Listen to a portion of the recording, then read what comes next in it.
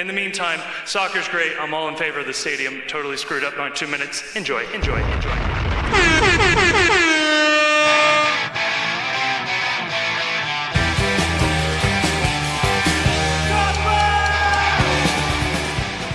What's up, world?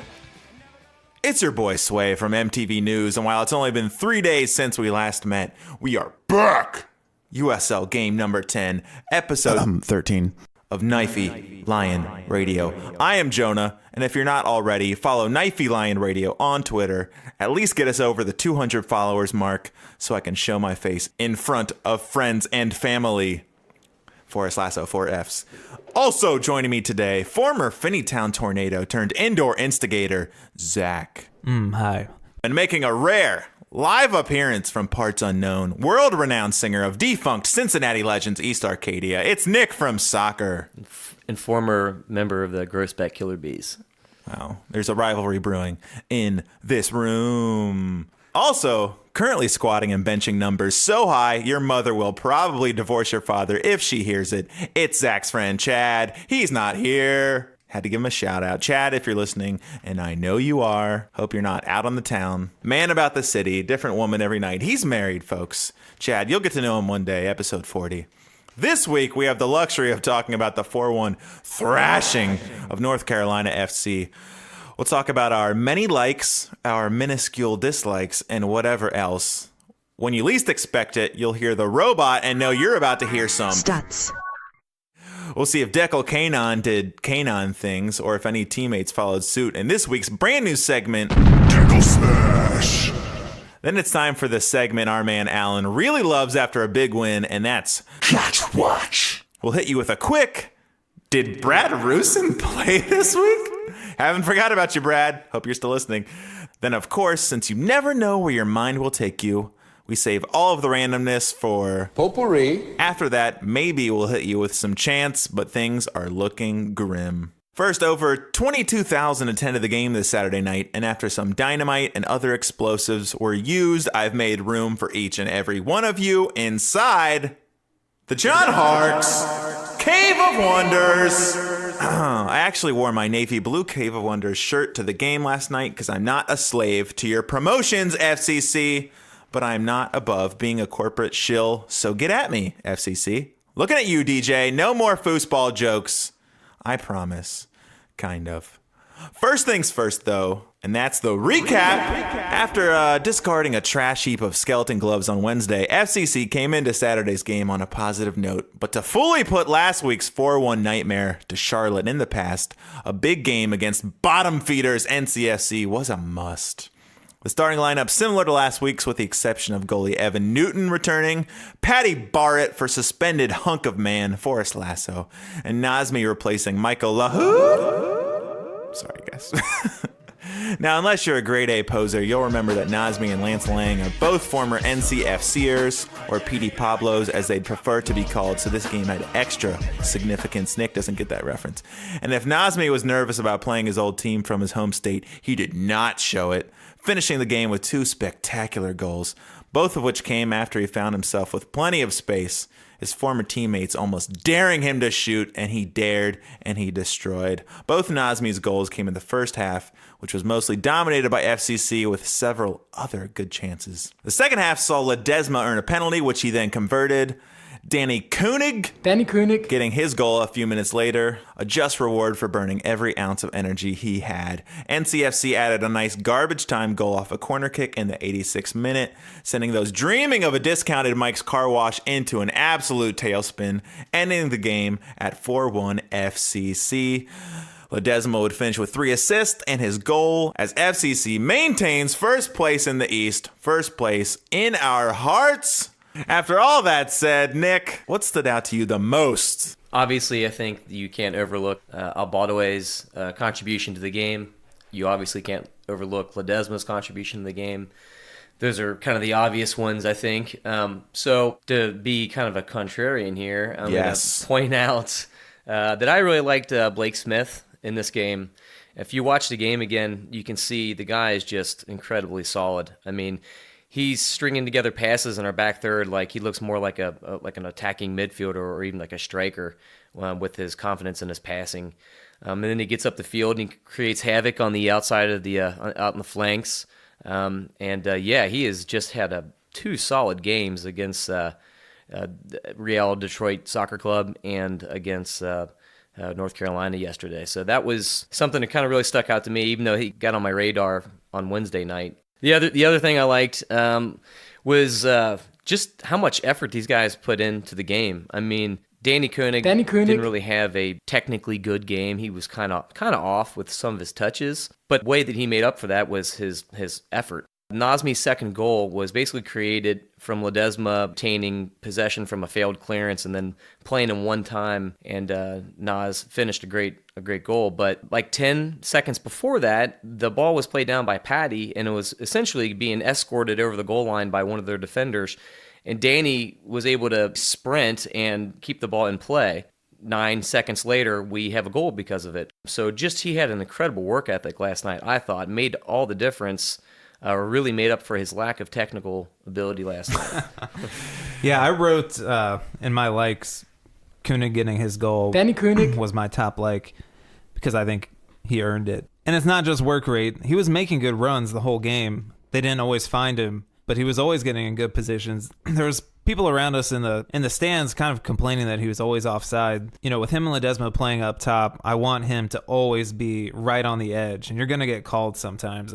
But you always want him playing like just on the edge so he can get through. And it paid off because that's how he got his goal on an awesome run straight down the middle.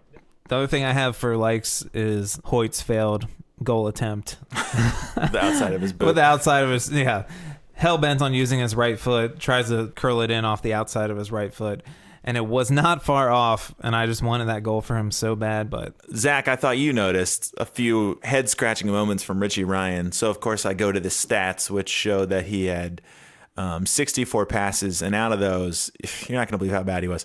He had 3 bad passes. Folks, that's only 95.3% passing accuracy. I was thinking about that as I was watching it last night. There was one true stinker that I do remember. But I think that's kind of a nonsense stat as I was watching it last night, because I was like, these are going to go as completed passes that were way off the mark, because he would pass it to Deckel but completely miss him, but he would chase it down and get the ball, so it was still a completed pass. You know, they were doing a lot of this side to side, back and forth across the back line, a lot of the game. Yeah, I guess that was the game plan, to draw them out of position and then move forward. One last thing I think I want to say that I liked about the game was just the triangles and the diamonds that those guys were working in this game. I mean, the passing was it was just a pleasure to watch. I think I counted around the 20-minute mark, there was a sequence of about 30 straight passes, which I thought was pretty incredible. Just absolutely beautiful soccer. One thing I wrote down was no width, but do we give a shit? Because how much does it matter? Because we are able to work it up the middle. Yeah, right. I mean, we're absolutely exploiting other teams in the middle of the field right now, so it's like, maybe we can get away with that. Yeah, and now when you bring Jimmy in, so you do have a plan B, because he will go wide and start putting crosses in. So, Nazmi, besides his goals, which were enough to justify his existence as one of the greatest humans in the world, how did he do? Is this the Nazmi that we've been praying for? Has he truly freed himself? I think he was still doing these little touches, him and Walker both, throughout the game, just to kind of unlock some space in our attack, and I think a lot of that goes unnoticed. Corbin Bone, fantastic as usual. And as you... Oh, my God. I just heard the robot sound. It's time for a stat, folks. I couldn't introduce it any other way.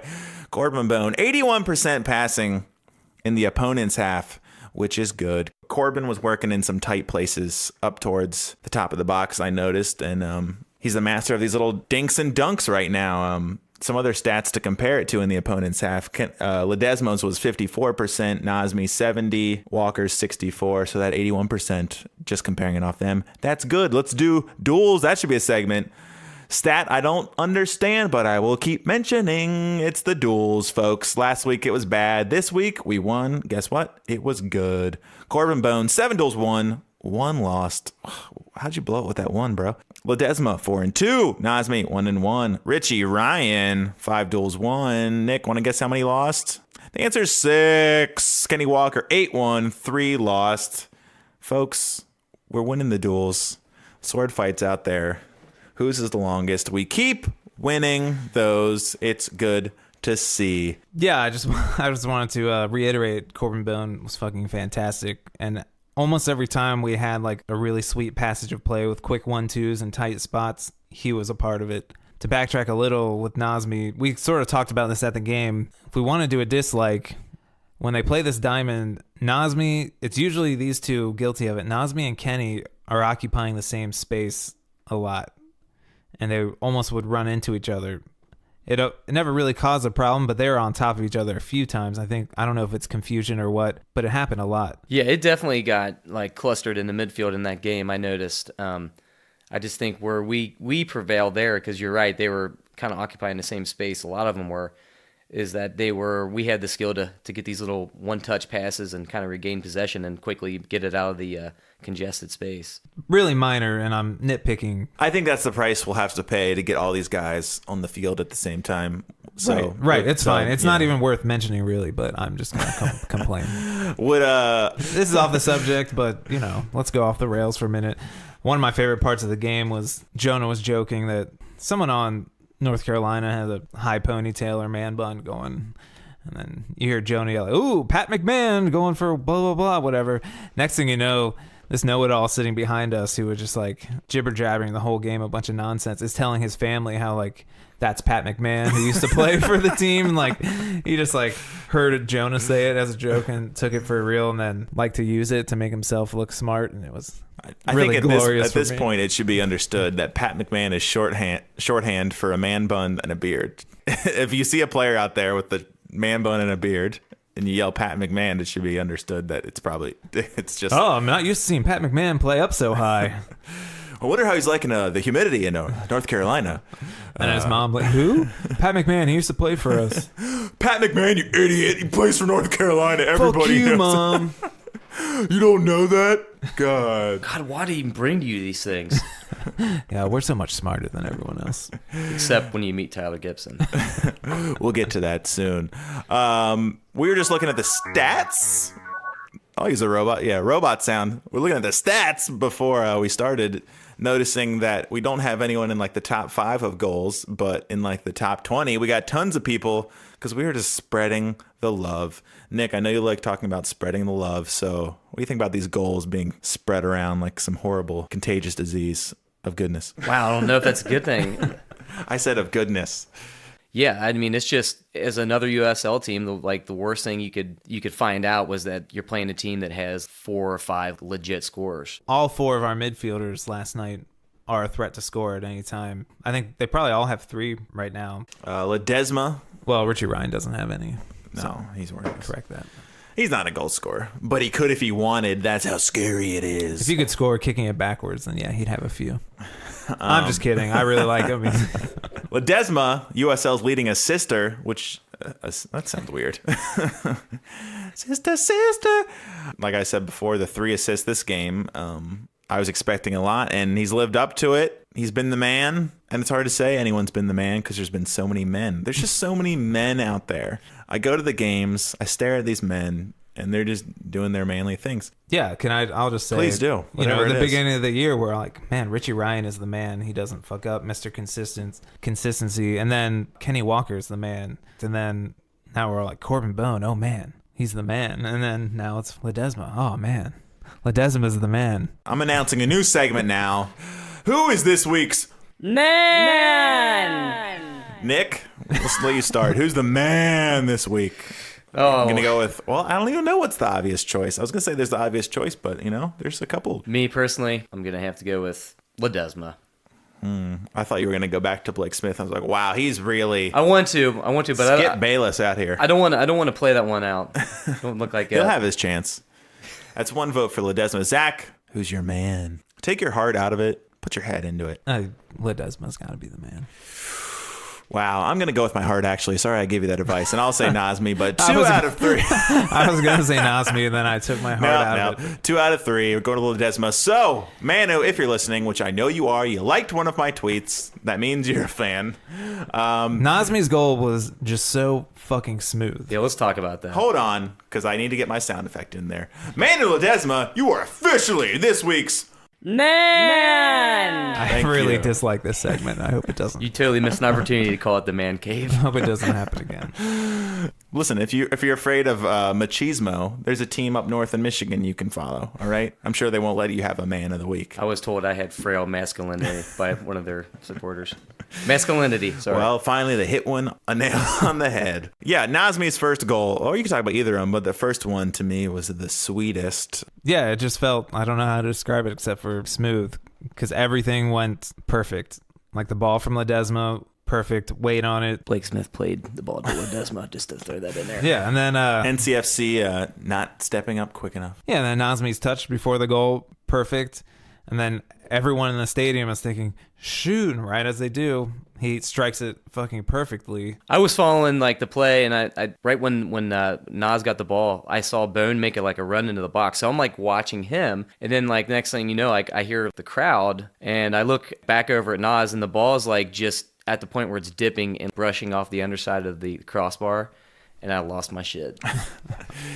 For people who've never met Nick, he sees the world in slow motion. You're like, how did that all happen in that time period? Well, folks, he's living in the Matrix, and you're living in goddamn Cool World with Brad Pitt. Not quite the same.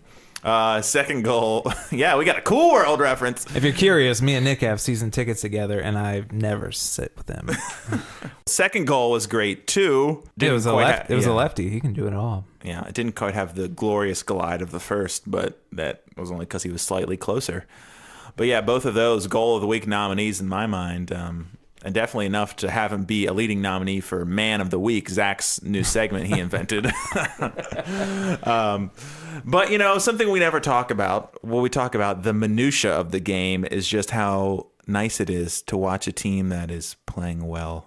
It's joyful, and this is what we've been craving. This is what we expected when we saw all these signings. Nick, how does it feel for you? Oh, it feels amazing. I mean, just real quick about Carl Linder. Oh, God. No, I was just, I mean, at the end of the day, like, obviously, you know, he's kind of the main reason that we're even probably sitting in this room recording this podcast naked right now. So That's white privilege. by the way, I see that you had a blue pill this morning. I knew I shouldn't have used the standing desk. Rise together. Rise together.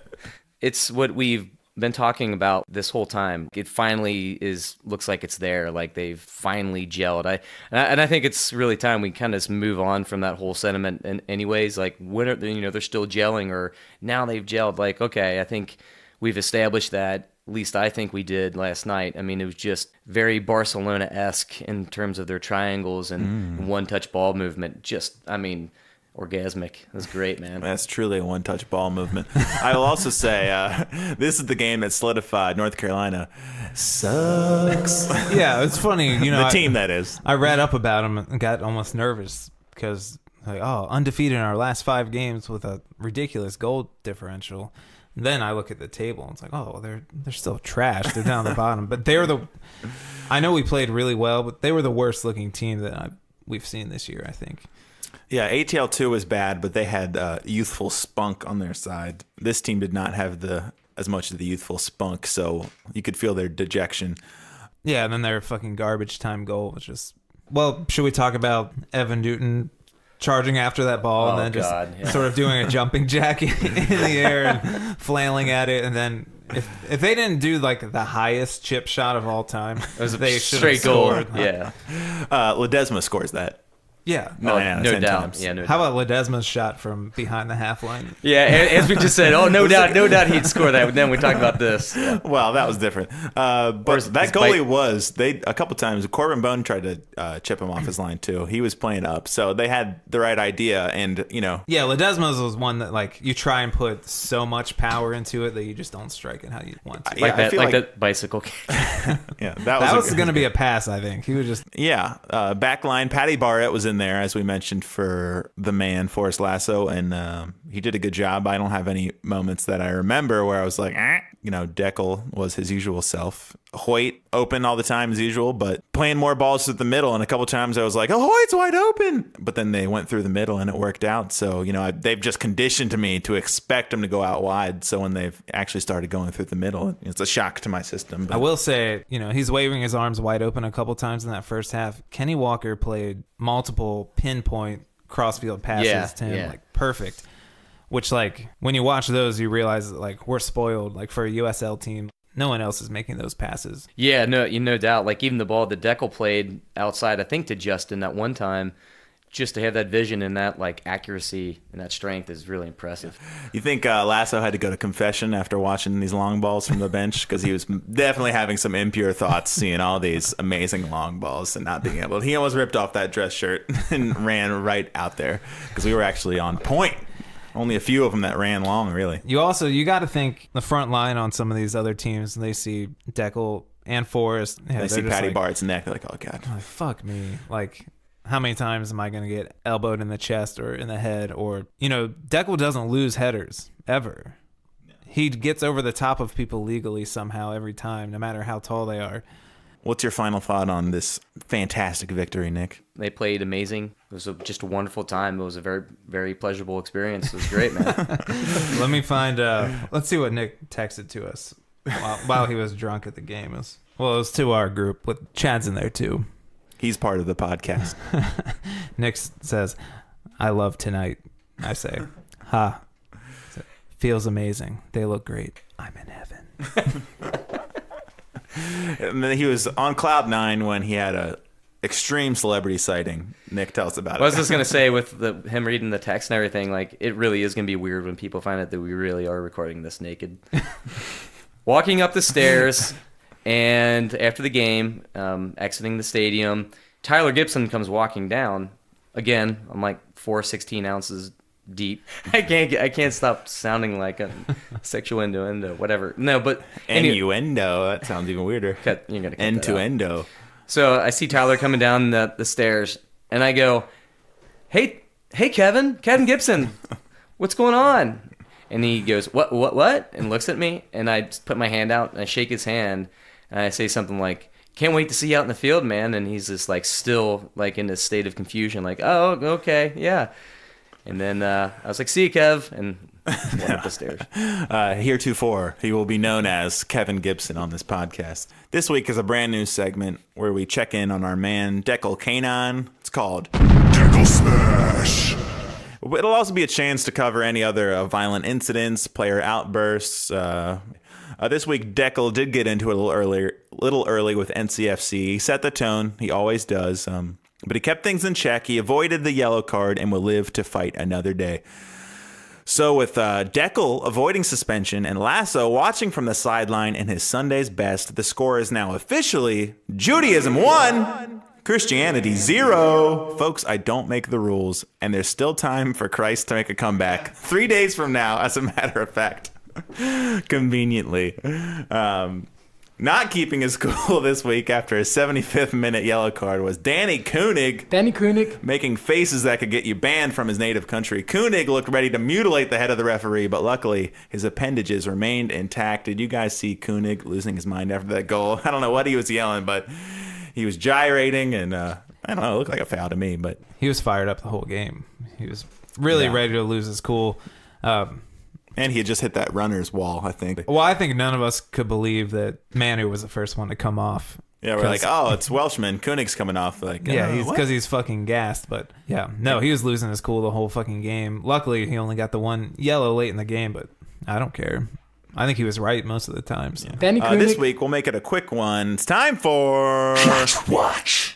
This week, our man, Coach Koch, sporting a clean shave, dark suit, no tie. Far cry from his recent new metal short sleeve goateed days against the Indy 11. Nick, Koch, give me a temperature and give me a quick thought. Oh, this guy's sitting in a 63-degree Fahrenheit lazy boy couch and air conditioning right now. It was really wasn't the fact that we won as much as just how we won. And I think that's what his vision has kind of been. And right now, man, you can't say anything bad about the guy. It's the overworked joke in FCC fandom, but does this mean Koch finally gave his halftime speech before the first half. Yeah, it feels like the real Koch is back. No more shorts. No more Dickies shirt. No more goatee. Yeah, I say Koch is on one of James Cameron's Northern Atlantic submarine adventure ships looking for more Titanic artifacts. He's cold out there, folks. He's got one of those old-timey sailor orange hats folded up. Looks like the Gordon's fisherman, but clean-shaven. So keep up the good work, Koch. We have to mention this. This is the segment that, I mean, people, I don't know where they're getting my number, but they're calling me. They want to know, did Brad Brusen play this week? Folks, Nick, did he play this week? I believe he did. He did play. Zach discovered using the internet that he came on at halftime. I'm going to assume that somebody was horribly injured. Yeah, they must have been, and tea partiers everywhere rejoiced as Brad Rusin makes his season debut in the 45th minute for the Indy 11. At that point, the game was tied. So what happened once Brad Rusin came in the game in the second half? Of course, they gave up 2 goals, and they lost the game 2-1. So Brad Rusin. Sometimes causation is correlation. Go ahead, Zach. I don't know where to invite you to, but it's not good. This is not a political podcast, okay? Stick to sports. Were you going to say Officially invited to the White Sarah House. Huckabee Sanders barbecue of... Brad Rusin, you're invited to the Sarah Huckabee Sanders Cave of Cognitive Dissonance. Real quick, if anyone has any randomness to add, in this week's edition of Potpourri. One thing I just wanted to get out there, since Carl Lindner is our father, all of us as FCC fans, I wanted to give a gift to all of you, and that is my order for the best malt from UDF. So get out your pens and pencils, your notes app on your iPhone. Here it goes. Chocolate peanut butter malt with cookies and cream ice cream. Folks, it's a can't miss. You're like, that sounds like too much. All right, well, get out of here. Turn off the podcast. It's just enough. So that is it's a peanut butter malt with chocolate milk, and then the cookies and cream ice cream. It's pricey. It's going to set you back, but if you want to get your Jeff Brantley on, that is what you need to order. You will not regret it. The large chunks will get stuck in the straw. You're just going to have to power through it. You got to blow hard, blow it out, suck it back in. That's what we're doing.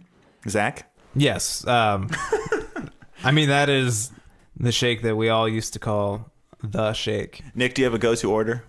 Nick, are you currently vegan right now? I am, yeah. Yeah, hell yeah. Wow. That's the sound of 200 listeners throwing their phone out the window or driving their car into a lake so the speakers stop working. But the good news In here a is past life. now we have recorded evidence of someone asking somebody if they're vegan.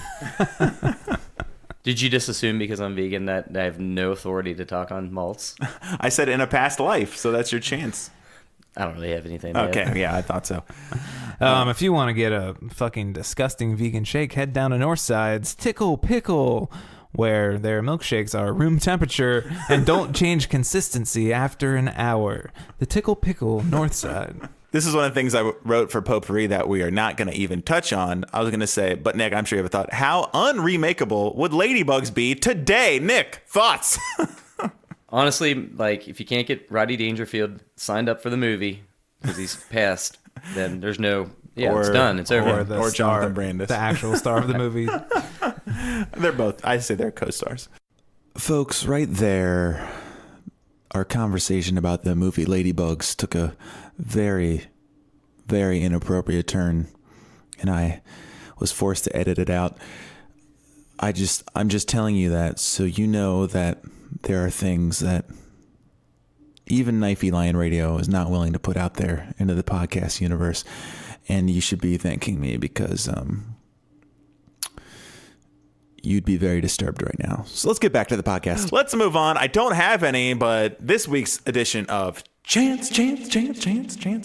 Nick, tell me you have something, for the love of God. To Taylor Swift's Blank Space, Swirl Ledesma goes like this. Talking about Manu, he's a favorite Argentine. He's... Oh, yeah, start over. Hold on. Was that So right? let me start over. Please. Talking about Manu, our favorite Argentine. My dude plays with some passion, a little bit more bark than bite. Long list of ex-referees, you'll hear them say he's insane. But you can't stop 45, baby. His Ledesma's his name. I'm not sure that melody was totally. Why'd you start so high? You really punished You yourself. started a little too high. You wouldn't do the high harmony with me at the Detroit game, but all of a sudden now you're like a goddamn eunuch in that Vienna boys gotta choir. do Let me re-sing. The girl who did the anthem a couple weeks ago, she started real low so she could hit the high note, and she just straight up skipped the low words. She didn't even. Let me do. I gotta do it again. No, that is going to be the lasting edition of that I one. want to do it in a lower octave. Zach, you got anything that you've been thinking about? Before Zach does it, can you honestly auto-tune that? I don't know if it'll recognize what key that you're jumping around at then, but I'll give it a whirl. Yeah, when you auto tune, you usually have to pick a key unless you want them to go note for note. I personally don't use it on myself because I have perfect pitch. I can relate. No, I can't. Go ahead. That's Poison by Belle Biv DeVoe. No, I agreed with whoever on Reddit. My WKRP in Cincinnati, it needs a better ending. So if anyone has a better one, please. Because I do think that one will be good when it's finished. The only thing I was thinking was Zombie by the Cranberries, which we've used before, but Yes, we have. What's in Your Net, and it's Nazmi. We should do that. One thing before. Whole crowd singing. You know who you are. Pretty North. I was going to say they did Welcome Home again. We won't get deep into that. But one thing they didn't do was turn the dance music off. They turned it down, but so they're playing the backing, not the back, the track for Welcome Home. But at the same time, so it's like, my root. Like, just turn it all the way off, DJ ESP. I was saying his name's DJ ESP because he knows what you want to hear before you even know it, and then he plays it. Ra, la, la, la, la. But yeah, just turn off the goddamn dance music for the 30 seconds that you play the song. Give it you're trying to give it a chance, but really, come on, guys. The chant I wanted to do was, "Ooh, baby, do you know why that hurts? Maybe 'cause can't stuff your face in the dirt. Sometimes." All right, it's a go. Everyone's loving it. Folks, I turned their mics off, but everybody else is clapping. They're really enjoying it. Nick, last chance to get a bad chant in there. I mean, what's the point? I mean, we've been coming up with all these great ideas, and I haven't heard anything yet. Speaking of chants, another chance to chant this Wednesday against the Pittsburgh Riverhounds. U.S. Open Cup. I'm thinking Ledesma's playing because they took him out a little bit early. And, I said I didn't care after beating those losers. But guess what, folks? I lied. I care. I want this one. I want it bad. Nick, predictions for Wednesday. How much will we win by? I don't know. I'm kind of worried about this game. I think maybe Wrong answer. 1-1 in regulation, and then we'll win in extra time. I really hope not. This guy's rooting for extra time. Then what do we have? Louisville this coming Saturday. We do. Another game we will win. I predict we will win 4-1 because that is the scoreline we keep encountering either on one end or the other.